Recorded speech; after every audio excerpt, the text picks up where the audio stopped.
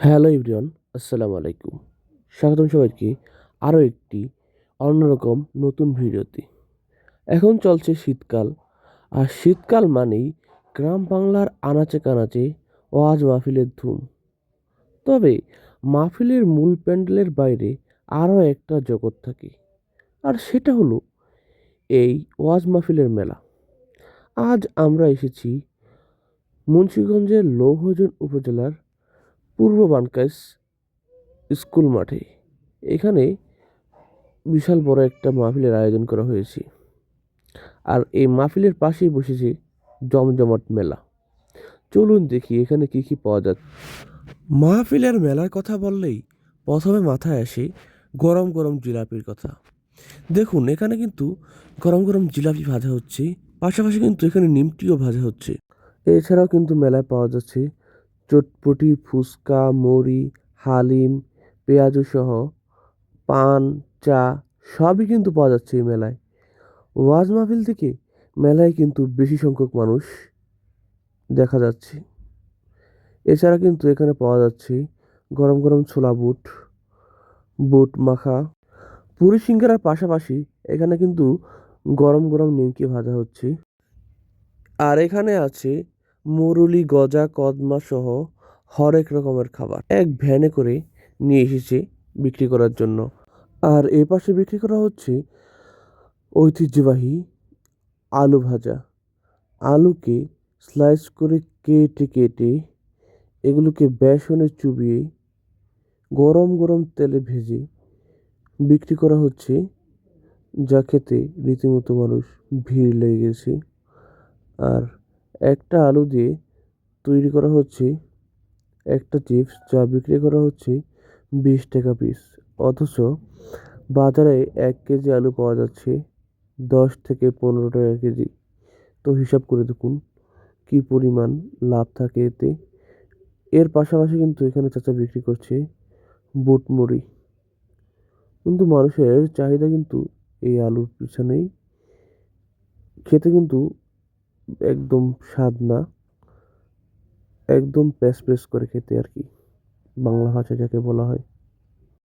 এই অংশটা মূলত শিশু এবং মহিলাদের ভিড়ে ঠেলা, কারণ এখানে রয়েছে বাচ্চাদের খেলনা, কসমেটিক্স আইটেম, কি নেই এতে সব কিছু কিন্তু পাওয়া যাচ্ছে এখানে।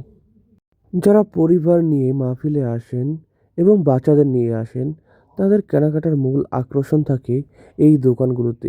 এছাড়া কিন্তু এই দোকানে পাওয়া যাচ্ছে তাসবিহ, আতর, জায়নামাজ, টুপি সহ বিভিন্ন ইসলামিক আইটেম। মাহফিলের মেলা যেহেতু, তাই ধর্মীয় অনুষঙ্গ থাকবে না তা কি করে হয়।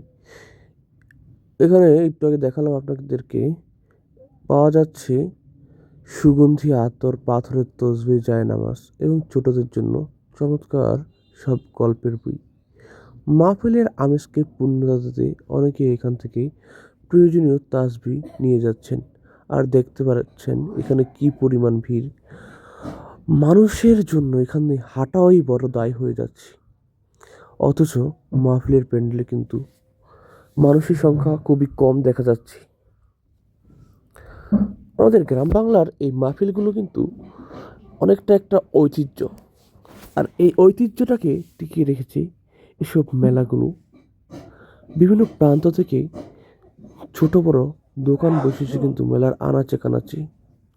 অনেকে কিন্তু তাদের দোকান নিয়ে বসেছে এই মেলার ভিতরে।